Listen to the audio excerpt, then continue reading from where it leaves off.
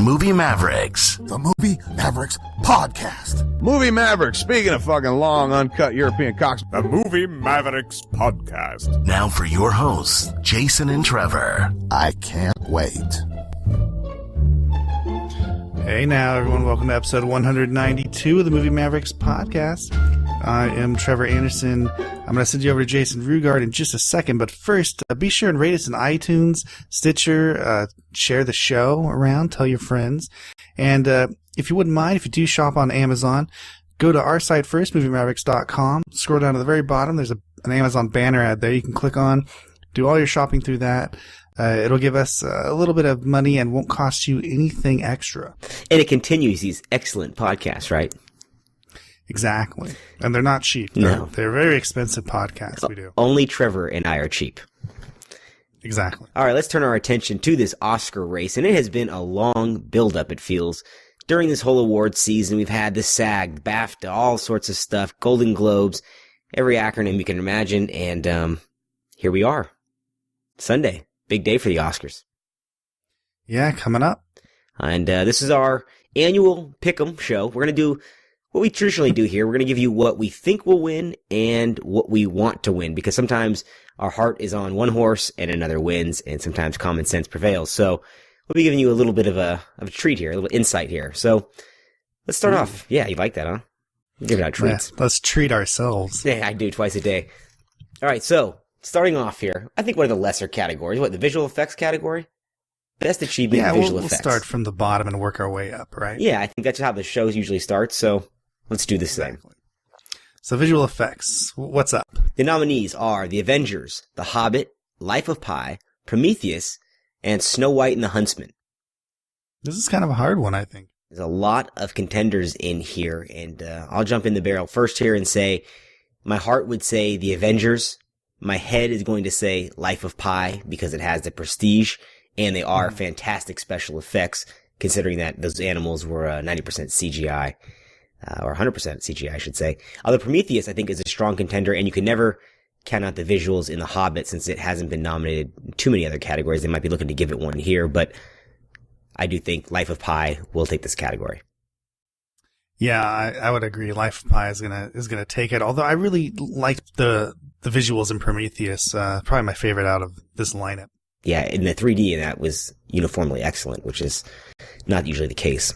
Yeah, the Avengers felt very, $200 million movie. It has that shine on it. It's not realistic or it's not trying to create an atmosphere. I guess it is, but I don't know. The Prometheus to me was just, really, the visuals kind of created that movie. You are saying Life of Pi, though, you think will take the category?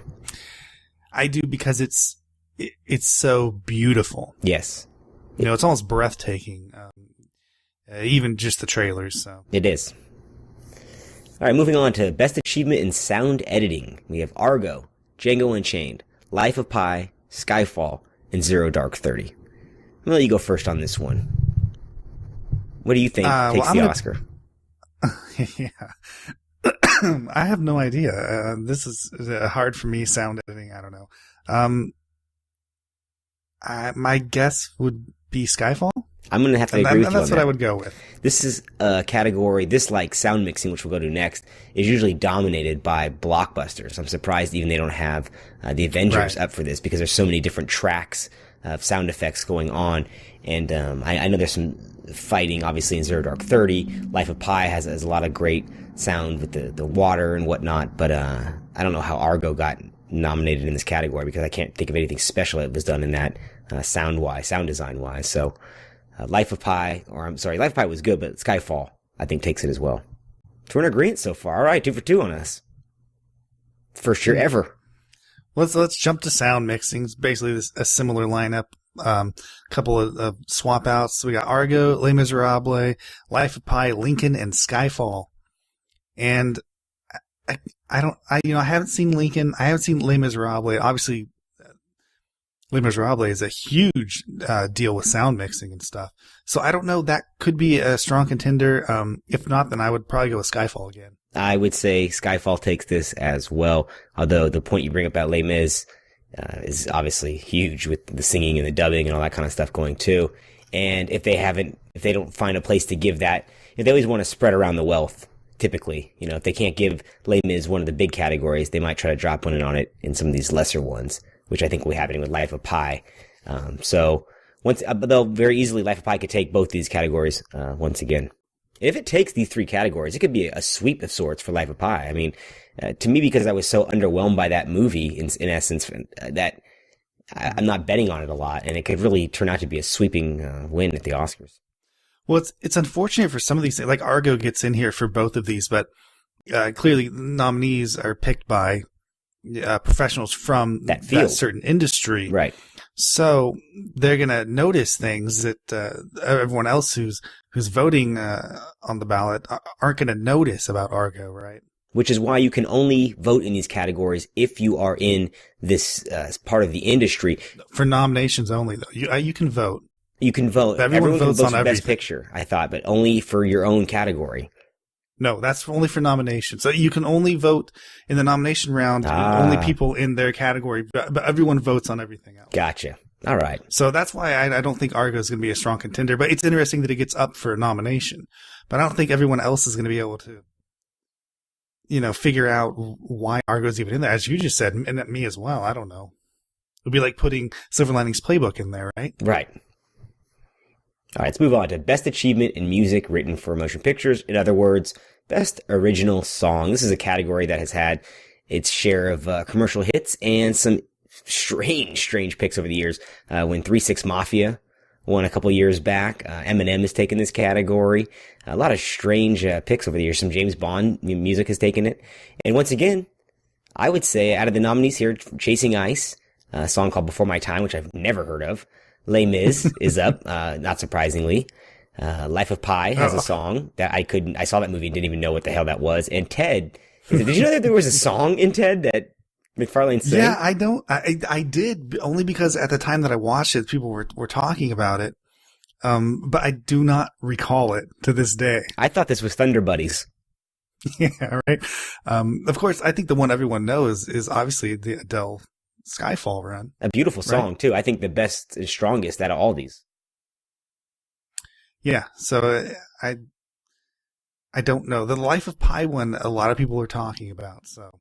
I'm going to have to go with the strength of Skyfall on this one. What are you looking at? Yeah, I don't know. I'll say Life of Pi, just to be different. Okay. But Adele is obviously such a huge performer that maybe she could sway it even more. Yeah, she has such a prestige about her. It's almost like when Whitney Houston did the Bodyguard song. If you get a star big enough to belt out one of these songs, you almost feel like they deserve it on some level or another, All right, Best Achievement in Music Written for Motion Pictures, Original Score. And I think one glaring omission from this category is the exclusion of the Cloud Atlas soundtrack or score, which is, in my opinion, the best score of the year. And we've seen this happen to scores that you and I have thought were phenomenal, not get nominated. The Tron score, we both were big fans of the Social Network score. Couldn't say I'm a fan of any of the scores that are up this year. Yeah, let's get into that. We got the score for Anna Karenina. Thank you. Karenina. Thank you. I'm not into Russian chicks. Argo. Why not? Life of Pi, Lincoln, and Skyfall. Well, comrade, you go first. Yeah, this is really hard. I have no idea. For me, the John Williams score is always very good, but it's very John Williams, and he almost never wins, right? And Alexandra Desplat, who did Curious Case of Benjamin Button a couple years back, which I thought was fantastic, did Argo. But once again, I don't think that was such a memorable score. Memorable movie. Score wasn't part of it, though. I know. I can't really think of much. I know you like the Skyfall Thomas Newman score a lot. And I've heard a little bit of it, but it doesn't, I don't know.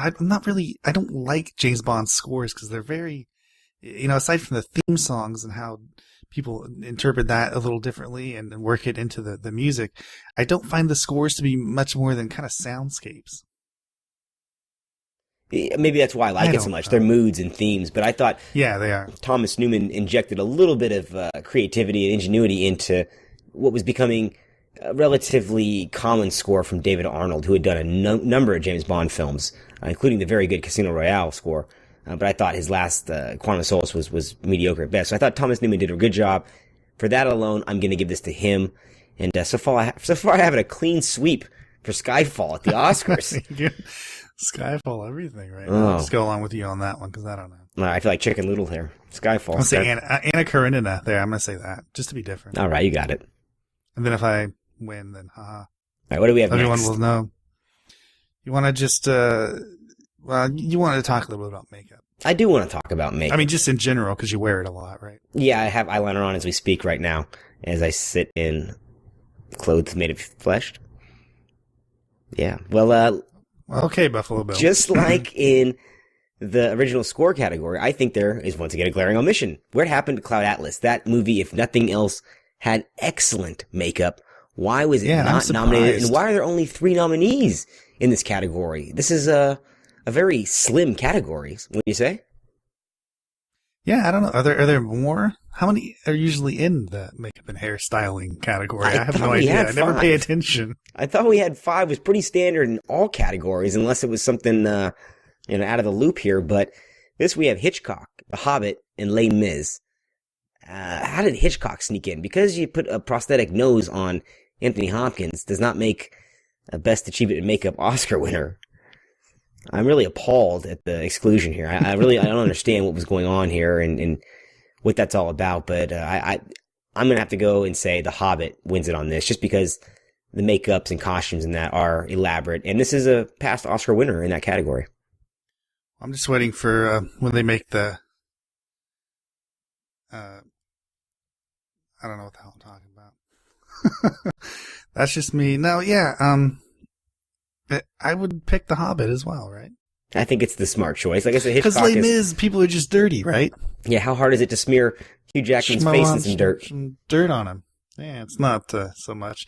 And like you say with Hitchcock, they do kind of change his look quite a bit, but it's not the same. Anything really amazing. I mean, why isn't Looper up then? Exactly. Which people complained about. There's a lot of internet chatter that movie should have been nominated for an Oscar as well. And some even said Dark Knight Rises. So there you have it. Well, once they, if they ever make the Ron Jeremy biopic, that should definitely go up for best prosthetic makeup. Wasn't the Boogie Nights penis nominated for best makeup? Was it? I hope so. Well, it had its own hairstyle. I know that. That's true. That is true. All right, moving on. Best achievement in costume design. This is a category that Trevor and I just love. We just wait for this one every year. I always wait for all the... Yeah, I always look at the costumes in movies. It's the same names up every year, is it not? I mean, these are the same type of movies, at least. We have... Say the first one there for me. Anna Karenina. That a boy. Then we have Les Mis, Lincoln, Mirror, Mirror. How'd that sneak in there? And Snow White and the Huntsman. Strangely enough, we have 2 of the competing Snow White movies, both nominated for an Oscar in the same category. Yeah, well, there's a lot of costumes in Mirror, Mirror. Fair enough. And all of these. Sure. This is the kind of category that usually is swept by period costume detail, and all of these. That's what I'm saying. Are once again. I mean, you just got to say it's either Anna Karenina, which I really think it probably is, or Mirror, Mirror, right? Yeah, with I would be swayed to say Mirror, Mirror, just because of the Bollywood-esque colors and costumes that dominated that movie. But I'm going to throw it at Les Mis, not because my heart says it, but because my head says it, and I think that they are looking to give that movie something, and the kind of you could be right. Period. Yeah. He goes from period the dredges costumes, to high society. There's a lot of fancy dancy stuff in there. Although to me, it seems like there's a warehouse that has all this shit to get it off the rack somewhere. So I'm going to say Les Mis. I'm going to stick with Anna Karenina. All right, just because you can say it, huh? Just because I like her name. Well, then throw it to the next one because she's leading off in that. That movie's nominated for a lot of Oscars. Hell yeah, it's the best. There you go. I don't know. Best achievement in production design. Okay. Anna Karenina, The Hobbit, Les Miserables, Life of Pi, Lincoln. What is production design, Jason? Production design is the overall look, the mise en scène of the entire film. This things tie together. Why are things Sets placed? and whatnot. Right? Exactly. The beauty, the artistry in a movie, the surrounding, right? So, what is your pick? Ouch. Yeah, again, this is hard. I think Les Mis or Anna Karenina. I mean, Anna Karenina took place in Was it all shot in that one huge theater? Yeah, that was the whole idea of the movie, that was shot on stage, right? Which is and it's beautiful. Filmed like a play. Yeah, so, but I don't know. I mean, Les Mis had it's great sets too, right? Yeah, I mean, you got a massive boat being pulled into anchor. You have just some beautiful, and you can't discount Life of Pi, which has some of those breathtaking imagery.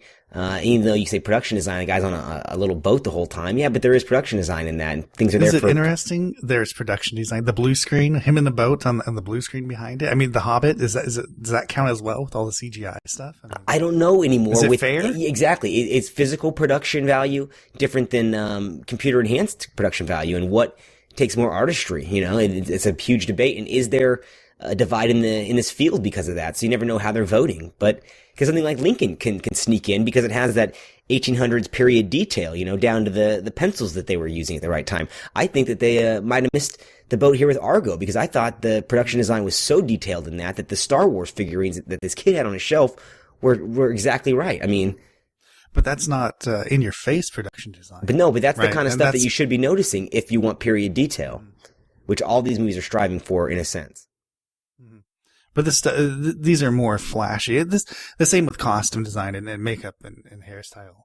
It's all the flash, right? Yeah, it's what grabs your eye. That's why I always found these to be very interesting, because even in the sound mixing and sound production categories, you get the big blockbusters, like you say. So I guess these would be the big blockbusters of the artiste. Right. And to defend a movie that you and I once again put on our top 10 list that got no love from the Academy, I think that Cloud Atlas should have been on this list. Once again. Even in some of these lesser categories, I was just appalled when I scrolled down this. Even in costume design, it has great costumes. Thank you. So what do you say for your final pick? What do you want and what do you will? What do you think will win? On production design? Yes. I think I'd go with Les Mis. But I like I want Anna Karenina to win, because I like the idea that big cathedral type, Russian the look is just so big and beautiful. I don't know. I like that. It is a beautiful looking production, and if it is going to win in any category, I think costume design and production design are its best chances of winning. In this particularly, is its best foot forward. Although I'm going to say Life of Pi sneaks in and finally grabs one for production design. Now we're getting to some of the fun categories, I think. Best achievement in editing. And this is another category. I hate to beat on a dead horse, but I said the best thing about Cloud Atlas was its damn editing. I'll stop now. No more Cloud Atlas talk from here on in. But I'm a little surprised. So we get to Best Picture. Yes, of course. But I'm a little surprised that Skyfall isn't nominated in this category, because I thought the editing in that was fantastic, especially in the action sequences, obviously, but even in just that beautifully choreographed sequence with the man where it's silhouetted, the assassin in the room there. I just thought, I didn't really notice any editing in Skyfall. I really thought I took notice of it there. So I'll come at you from the other end, but that's something actually that you just reminded me of. Why isn't Skyfall in production design? Because that, it had some beautiful sets in production. Exactly. Although looking at the nominees here, we have Argo, Life of Pi, Lincoln, Silver Linings Playbook, and Zero Dark 30. For editing, I'm not impressed by any of it. I will say that I thought Argo had the best editing out of these nominations. Although something like Silver Linings Playbook, which you look at and you say that's fairly simple, you just assemble it together. We had an editing class once where we saw a teacher break down how The Hours was edited and why it won the Oscar. And I remember being kind of amazed at the amount of perfect placement where your eye is supposed to be directed and the subtleties in the editing there, which I never would have noticed before. So something like Silver Linings Playbook can sneak in and take this category. But I think nominating Lincoln, which was droll at best, is a stretch here. So I'm going to have to say, and Life of Pi isn't edited to perfection at all. So Argo for me is the clear-cut winner in this category. Yeah, I mean, I might tend to agree with you. They just all seem so similar to me. Silver Linings Playbook, Zero Dark 30, and Argo are all just so there. I don't like this category and these nominees. This is really not a very good year for I mean, great year for movies, obviously. These are all $100 million movies sitting here, but there's nothing spectacular about any particular one of them that makes it rise above the rest. I'm going to pick Zero Dark 30. Okay. Giving it a little love. First time you've given it love on the show so far. Yeah, well, I gave it 3 out of 4 stars. I don't hate the movie. That's true. It actually hasn't been nominated in any category thus far. Let's take a quick break and we'll come back with the following, including Best Achievements in Cinematography and Best Actor and Actress. Go to MovieMavericks.com for all your movie needs. It's pretty, like me. MovieMavericks.com. Can someone tell me what the hell a movie maverick is? That's right. Go to MovieMavericks.com and check out all the good stuff we got going on over there. Bunch of reviews. Jason's got a Safe Haven review up. You got me almost calling it Safe House now. I'm telling you, I damn near called it Safe House in my review. I mean, you see a romantic movie on Valentine's Day weekend, it reminds you of the Denzel Washington action flick you saw last Valentine's Day weekend. He's got a 3.5 star review up there, people. How did you get to go see Die Hard and I saw Safe Haven? I don't know. I'm a little more jealous of you. I'd rather see Safe Haven. It probably was a better movie. No, I guarantee it is. Actually, I gave it 3.5 stars, but we digress. All right. Best achievement. If you want to read that, go over to MovieMavericks.com and check out my review for Safe Haven. Exactly. Best achievement in cinematography. We got Anna. Do it. Anna Karenina. I want to call her Anastasia. I swear to God. Little hood rat. All right. We got Django Unchained, Life of Pi, that one you get. Lincoln, and Skyfall. There's some big names nominated in this category. Got Roger Deakins, Giannis Kaminski, Richard Robertson, a couple new guys, Claudio Miranda for Life of Pi, which was shot beautifully. All these movies look fantastic, right? Isn't this a category where you think that they got it right? I look at this and think that at least. Yeah, sure. All of these should win the Oscar. This isn't on this list, but all right. There, thank you for taking up my mantle for me. This is the kind of thing where I think that all of these movies could win. This is when picking what's better than something else is such a bullshit endeavor, if you excuse the French there. But these are all. We never excuse the French. I don't ever. I take exception to French. But what do you think? I mean, I think Skyfall wins this really and I would like it to win it as well because it had some great cinematography on it.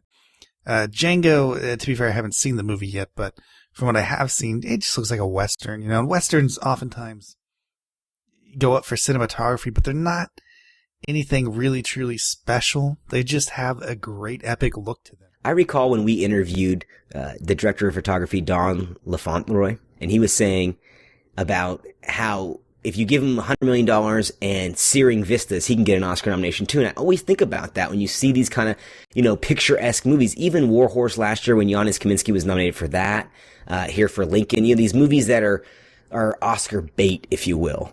And so I almost discount that. I discount Lincoln and Django Unchained right off the bat because it's almost too easy to get the shots like that. Exactly. And Skyfall had some great cinematography. It always comes down to that one scene in the glass building. Which is, oh, wow. Maybe one of the most beautiful images I've seen in the last decade or so. But to play devil's advocate, my heart says Skyfall. My head says Life of Pi just because it was visually stunning. And if there is a category it's going to win, it's going to be this one, man. It is stunning. So I'm going Life of Pi, although if I picked it, it would go to Skyfall. Animated feature film of the year. Wow. Brave, Frankenweenie. How the hell did Frankenweenie get nominated? Paranormal, The Pirates Band of Misfits, really? And Wreck-It Ralph. Surprising omissions this year, right? From how many? What the where's hell? The Madagascar movie at this point? Or anything. I mean, where's, shit, it was. Yeah, I know. Well, Frankenweenie and The Pirates Band of Misfits? You guys kidding me? You might have thrown in Ice Age and Hotel Transylvania at this point. I mean, are we just giving these things away? Yeah, well, clearly Brave is going to be the front runner on this, but I really liked Wreck-It Ralph quite a bit better than Brave, and I would want it to win, but I think Brave's going to take it. I agree with everything you just said about both those films, so I stick with you on that one. All right, let's go to the next category, which is Best Screenplay based on material previously produced or published. What does that mean? Is that like comic books and such? It means this was something else before, and we've adapted it into a movie.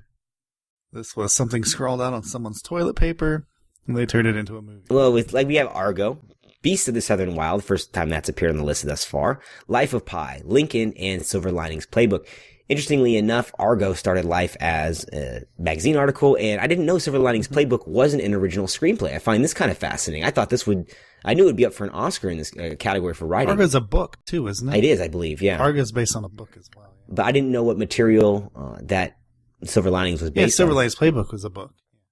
I did not realize that.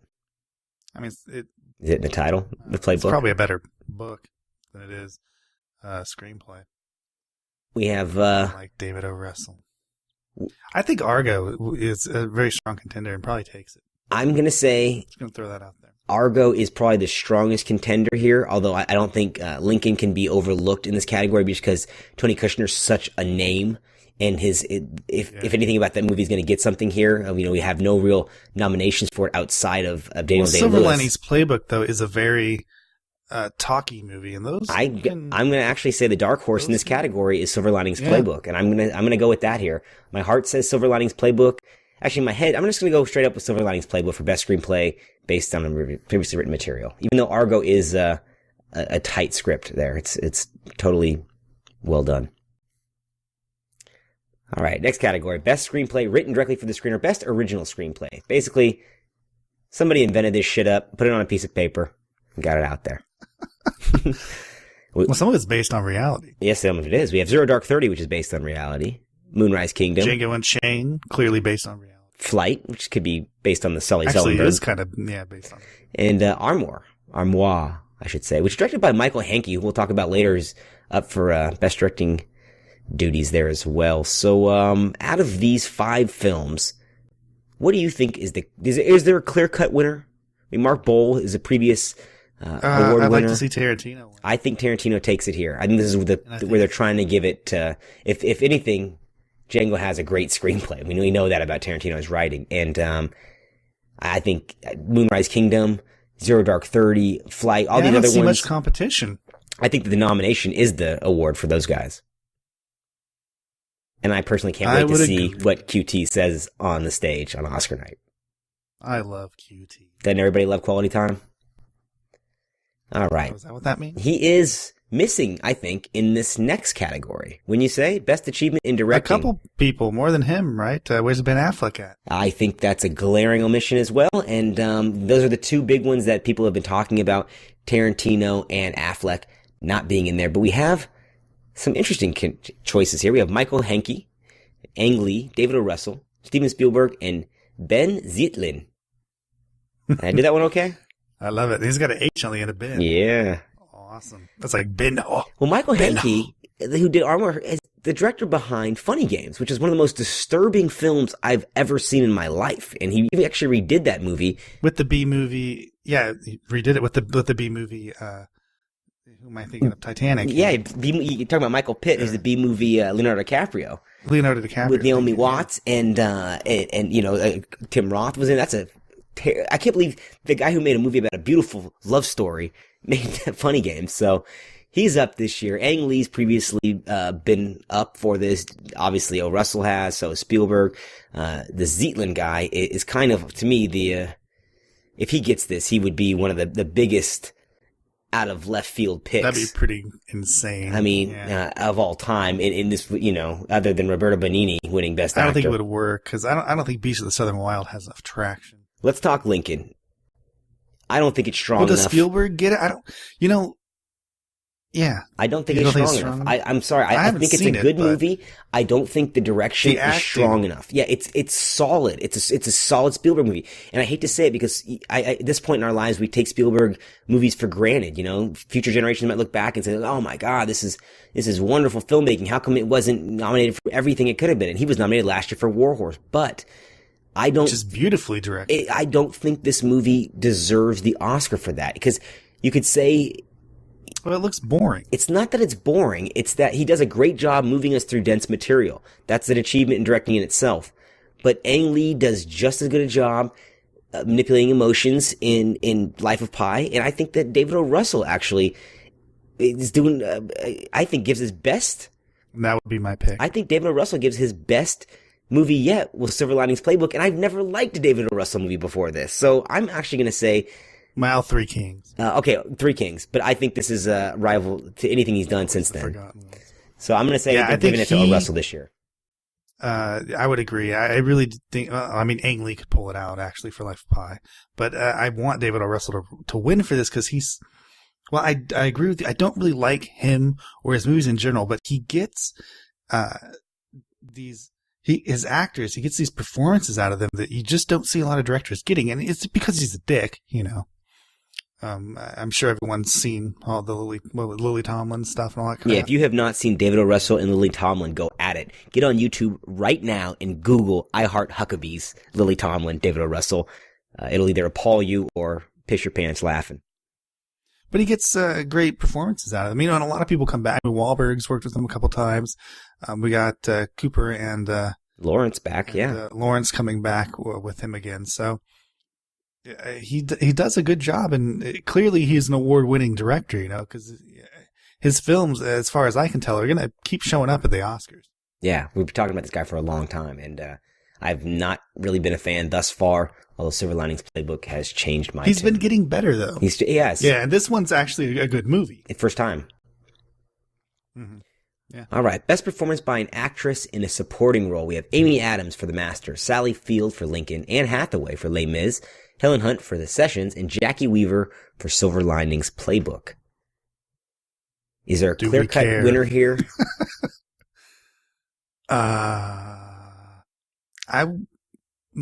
No. Can you guess who I don't want to win out of these five? Catwoman? Well, to be fair, I hate Helen Hunt just as much as I hate Anne Hathaway. I've never liked Helen Hunt. I couldn't understand how she got her first. Helen Hunt's got a lot of fire in her for this role. So that movie, The Sessions, was touted as like it was going to sweep all the categories. This and that. This was the only nomination it got. That was a trite idea. Whenever I see this category, I always think this is really what you came up with this year. This is the best acting this year. What, it was Meryl Streep, not anything? Oh yeah, that's right. She wasn't. So she couldn't be nominated. They're looking for the same names to give stuff to. And at least here, they've thrown in Amy Adams, who they've been looking to give something to for a while. And I think they're going to give it to her for The Master. It's really one of the only things that The Master's up for, outside of a couple other acting nominations. And I think that they've been, they try to give certain things to certain people. Although Sally Field is an outside contender. But Anne Hathaway's an outside. Helen Hunt's an outside contender. This is extremely hard to guess. And I'm going to go, I'm going to go Anne Hathaway. Even though I think the singing is atrocious in Les Mis. I think so too. I walked past BTW. Oh my God. I walked past a stand where they were selling this, like the live version of the actors singing on the soundtrack. I thought, you driving around listening to that? You go crazy. I know. I just remember the whole Hugh Jackman thing at, was the Golden Globes, and gives his speech saying, he almost didn't do it because he didn't think he could sing, and then he forgot to send the email or whatever. So when he did, it's like, dude, you should have sent that email because you can't sing. He sings a lot better than Russell Crowe. They all sing horribly. Yeah. All right, let's go to one of the toughest categories in the entire Oscars this year. Best performance by an actor in a supporting role. Alan Arkin for Argo, Robert De Niro, Silver Linings Playbook, Philip Seymour Hoffman for The Master, Tommy Lee Jones for Lincoln, and Christopher Waltz for Django Unchained. 3 out of the 5 have 3 names. I mean, those are full names right there. I know. These are all heavy hitters, right? These are all old people. They're heavy hitters, though. These are veteran actors. These guys are well honed in their craft, right? Any one of these names any year could probably win this category with lesser competition. This is a crapshoot. Well, this is very much acting royalty here, isn't it? Yeah, and different styles of acting, right? Mm-hmm. You have the method. You have, kind of the somebody. Excuse me, did you just say meth head? Oh, well, maybe with Tommy Lee Jones, but we don't know. His crankiness is unheard of. I do think that Christopher Waltz has probably the highest profile right now out of any of these actors. I hear his name being mentioned more and more. Huge guess would be Christoph Waltz wins. Yeah, I'll say Christoph Waltz. I do think that outside shot, Philip Seymour Hoffman could pull this off. I think De Niro, nice to see him nominated. Don't think that he's got the juice this year for this role. No, and he's, to be fair, the Silver Linings Playbook, everyone's really good in it, but his role in that is so minor, and he's kind of there, but not really. I don't know. His character just wasn't as meaty as some of these other roles that are up. At least he was trying in that performance, which he wasn't phoning it in as per usual lately. So I appreciated that. And it was nice to see De Niro in something playing, father to a grown man, starting to actually, he's not playing a detective with Pacino running around trying to kill 25-year-olds. He's playing an adult figure, and he's looking like, what I'm saying? Like, he's not shooting people. No, but I'm saying it was an age-appropriate role. He nailed that role. He's very good in that role. I thought that, he is fantastic in that movie, but it's such a minor role in the movie. You could say, Chris Tucker could be nominated for damn near the same thing in that movie. So. Yeah, that's what I mean. It's not a very meaty role, but it is there, and he gives a great performance. But Christoph Waltz, everyone seems to love him so much now. I just don't think anyone else has a chance. He's almost like the new age Jeremy Irons. You know what I mean? Like he's just, he's kind of a critical darling right now, but he does commercial movies too. Well, he's a Daniel Day-Lewis, reminds me of him as well. He's very, he's hot now, but he'll go away into obscurity, and then suddenly, in 5 years, 10 years, he'll be back and he'll be hot again. Yeah. People will be like, oh yeah, that dude's a real actor. Just wait for Ian McKellen to get nominated again. Same type thing. Yeah, exactly. We should mention at least that Silver Linings Playbook is the first film in over 40 years to land all major acting categories for its actors here. So David O. Russell, another reason I think he'll win that Best Director Oscar is because he is guided 4 Oscar-nominated performances in one film. Yeah, that's exactly what I'm saying. He's an amazing, he gets amazing performances out of his actors. As does Paul Thomas Anderson, who directed Philip Seymour Hoffman in The Master, and who was not nominated for director of The Master. But I heard that film is very troubled, so we'll see. Let's take a quick break, and we'll come back with the last of our major categories, including Best Picture of the Year. Have you gone to the Movie Mavericks Facebook or Twitter page? I thought not. Do this now, and be sure to follow and like us. It's good for you and for the Penguins. Screw the Penguins. I never liked them. I'm not from Pittsburgh. All right. Leading role actress. What do we got? We got Jessica Chastain, or Chest Stain. Ooh, JC. That's from Between Two Ferns. If you haven't seen it, watch it. It's very funny. For Zero Dark 30, we got Jennifer Lawrence, Silver Linings Playbook. Emmanuel Riva for Amour. That's the old lady, right? Shanaz Von Wallace for Beasts of the Southern Wild. And Naomi Watts for The Impossible. What if you just nailed it, though? Like, seriously, what if you just nailed the name? Shanae? I don't know. That's why I let you just run with it. Shanae? I'd have called her QW. Exactly. I think you nailed it, though. First try, right out the gate. So we got, this category is interesting because we got the really old lady and then the very young child, right? Yeah, that's the big human interest story right now with the Oscars, right? That this is this lady is so old, this older French white lady and this young there's no ageism child. at the Oscars. Well, if they're ever going to give it to a child, it's going to be in this category, right? We've seen that with Anna Paquin back in the day, and all these kind of like wacky, but in like supporting roles with the. But it was a supporting right? Role. That's usually a supporting role. I think it's kind of a joke to nominate this girl, and I don't mean that to be sarcastic in any way, because of the fact that I hear that she is the best thing about the movie. For the clips I've seen, she is very good. But let's be serious here. That's a child performance. It's not on the same level of some of the other work that's going on here. And a lot of people will argue with me. I'm sure we'll get emails about it. But I don't think that she should have taken this spot. I think that somebody else could have been nominated in this spot.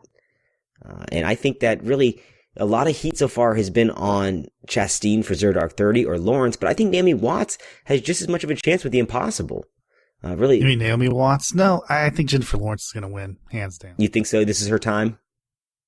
Yeah, she's just so great, and everyone seems to really like her now, all of a sudden.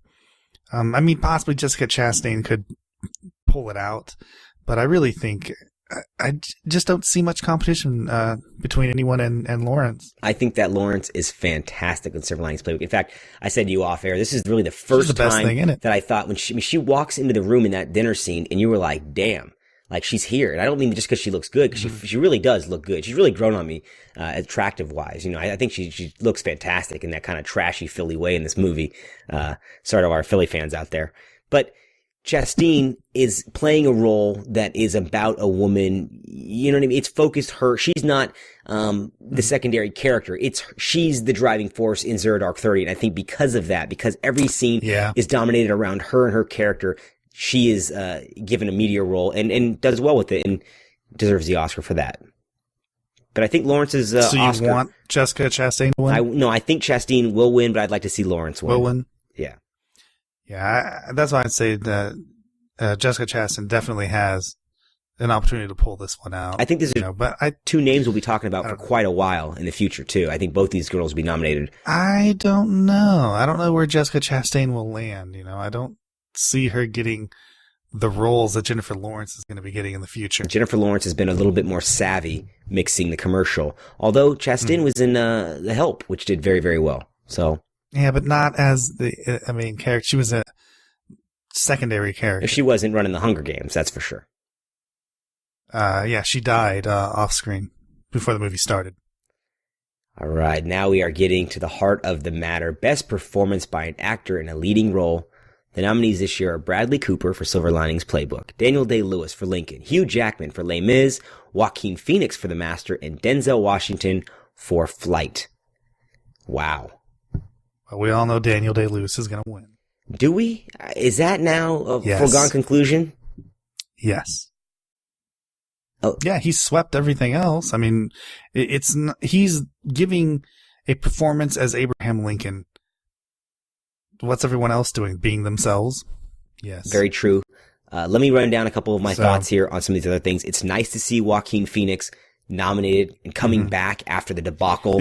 I haven't seen The Master. I don't even know if that movie's any good. I've seen parts of it. I didn't make it through the whole thing because monotony. I mean, you have to be in a certain type of mood to watch Paul Thomas Anderson movies, and if you're in the wrong kind of mood, you might end up throwing yourself off a building. So I had to turn that sucker off. Long and strenuous. Yes, it is a taxing affair. And I just watched Magnolia, so it was too close to that screening, so I had to step away. Although Denzel Washington, for Flight, for me, the performance was better than the film.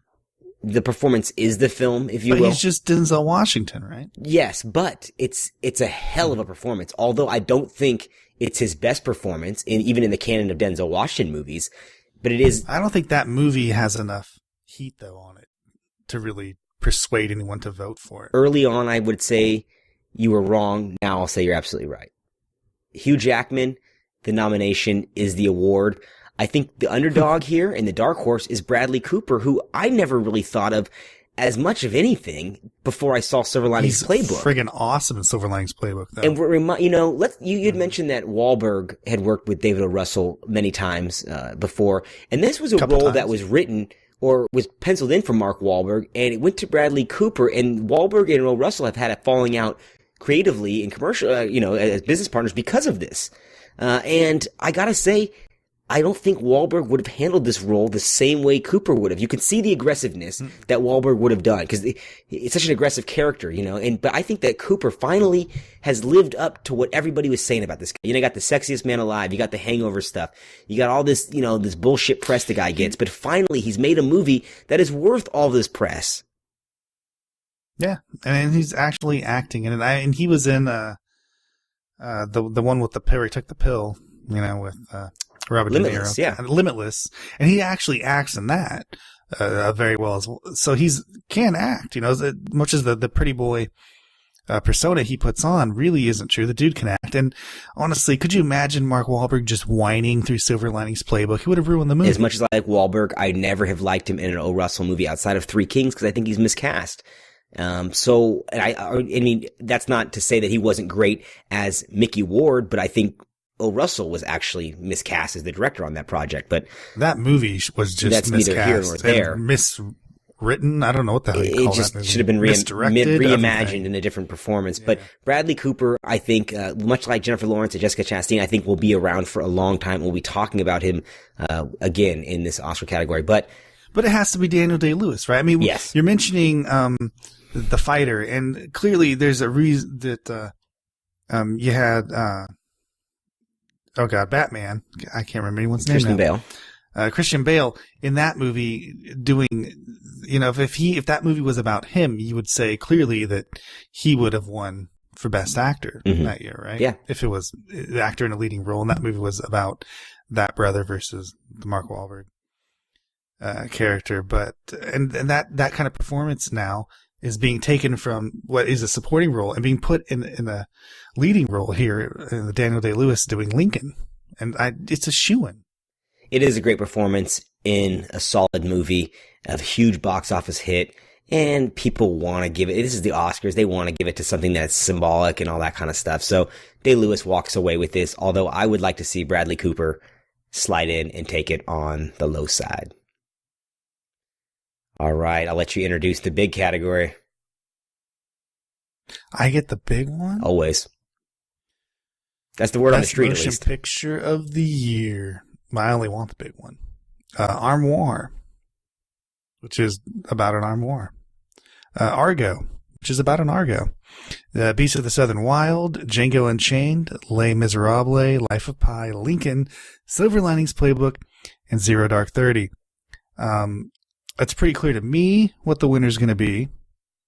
And out of this grouping, I was excited before we do this. I was excited about this year. With all these movies making, you couldn't tell. It's like everything's going to be going over $100 million. Well, about this for Oscars or last year, I guess. But they're all just kind of now. Now that I look at the list, it's more of a. I mean, I'm glad they're all popular, but I don't know. Where's my Cloud Atlas? Because that's what I want to win. I'm happy these movies are nominated. I think this is an extreme, outside of Armoire, I think that this is in Beast of the Southern Wild, I think snuck in there too. This is an extremely well-picked group. All these movies are the kind of movies that should be up for these awards, and I think you could name a couple of them. Obviously we said Cloud Atlas that could be mentioned with this, and you could throw in some popular ones if you want. I think that it's ironic that a few years back we had the expansion of this category due to The Dark Knight Rises exclusion, back in 2008. So they expanded it to include commercial hits, if you will. And then we have The Dark Knight, The Dark Knight Rises, this new one, is not included this year. So that's kind of curious. As well as it should be. But, it's just straight, it's Skyfall. I thought, we talked about that a lot at the beginning of the show. There was a lot of heat coming off that. That could be up for Best Picture this year. That wasn't included. I gotta believe that's a better picture. Well, all these movies came out after this. Still, it doesn't, that shouldn't be the marker of win.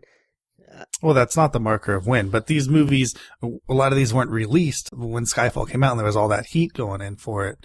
Right. So the awards corridor hadn't even happened yet. Still, I think, Skyfall's exclusion is a big mistake this year. You have to include some of these movies. I kind of disagree. I don't think Skyfall's all that amazing. It's exactly like Dark Knight Rises. And if Dark Knight Rises doesn't make it, neither should Skyfall. Yeah. I mean, I thought Flight could have been nominated just based on the type of movie it was. I'm not saying. I mean, we are talking about knocking out like an Armoire and a Beast of the Southern Wild here. So these are all punch. good other picks. Yeah. To put in there other than those two, because I just don't see those two even having a chance to win. Well, I think Argo is the clear-cut winner here and my choice for Best Picture of the year. I would agree. I was initially going into this months ago, I thought Lincoln was going to be a surefire win, but now I'm fairly certain Argo is going to take this. I really did like, just speaking briefly here, really liked Silver Linings Playbook more than I thought I would, and think that that's the kind of low scale American, I don't want to use the word classic, but this the kind of on a golden pond, if you will, ordinary people-esque type movie that the Academy sometimes gets funky and nominates stuff and awards things. I mean, this is a Weinstein production too, so I would think that the dark horse contender here could be a Silver Linings Playbook upset. Am I crazy? I think you are. I don't think that would ever happen. On any sort of. I mean, before Silver Linings Playbook, there is Lincoln, there is Zero Dark 30, there is Life of I mean, Pi. Django Unchained, a lot of people think that's the best movie of the year. So. Yeah, I mean, there are plenty of others, I think, when you're talking about Best Picture, that stand well before Silver Linings Playbook. No, fair enough. But Argo, I think we're both in agreement. Argo, I don't think anything has a chance at this point. Argo has been sweeping things left and right, and I think after it wins the Oscar, that's how confident I am about this, that we're going to look back and say, how could this movie didn't direct itself? Ben Affleck should have been at least nominated. This is the grievous error. So. Very surprising. Yeah, absolutely surprising. Almost a slap in the face, but maybe this will finally get him the respect that you and I says he's deserved since Gone Baby Gone. A total reinvention of a career, of a legacy, and really an exciting filmmaker. Every bit the filmmaker that George Clooney is, and really the Hollywood celebrity that George Clooney is, in my opinion. He just somehow doesn't get the cred that Clooney does. So I'd like to see him finally get it. I will say this. I mean, George Clooney actually is very low-key as well. But Ben Affleck is incredibly low-key. And the dude's super cool. Does a lot of really cool things for people. And doesn't come out in the news about it. And to be fair, a lot of the news doesn't get picked up. I think a lot of these guys are like that. J.J. Abrams is like that. It's just certain things get picked up with the whole Star Trek thing and the guy dying wanting to see the movie. That just happened to come around through social media and stuff, so it got out in the news. But otherwise, if had that happen behind closed doors, I don't think anyone would have said anything about it. And that's kind of who these people are, I think come Sunday night, February 24th, after Argo wins Best Picture of the Year, you and me and everyone out there listening to this owe it to ourselves to sit down and watch Geely. Because it's not as bad as everyone says it is. I like Geely too. You and I are the only people that ever, outside of Ben Affleck, the only people that will stand up for that movie. It's not as bad as everyone says it is.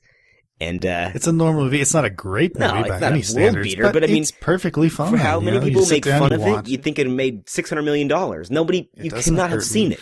Well, the interesting thing about when people make fun of Geely's, they don't actually make fun of anything about the movie itself because they haven't seen it, so they just reference make fun of it because no one's seen it, which is fine. If you want to talk about the box office bomb, then yeah, sure, I guess it was, but still not a bad movie. It's not a bad movie. It's Martin Brest's film and deserves at least a second look, which I think I'm gonna have to give it.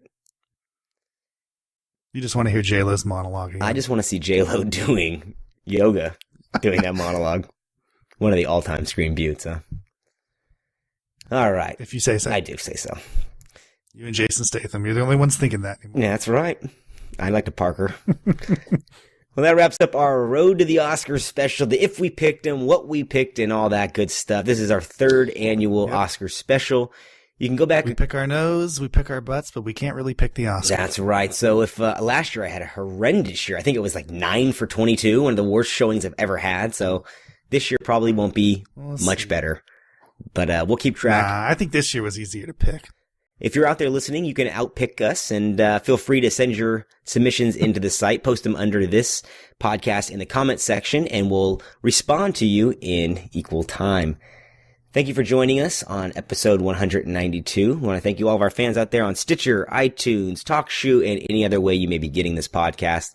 Thank you all for your continued support. Speaking for Trevor Anderson, I am Jason Rugart, and we are the Movie Mavericks. Oh my, another magnificent episode has come to an end. If you're craving more, set your destination to MovieMavericks.com, Warp 9. Engage!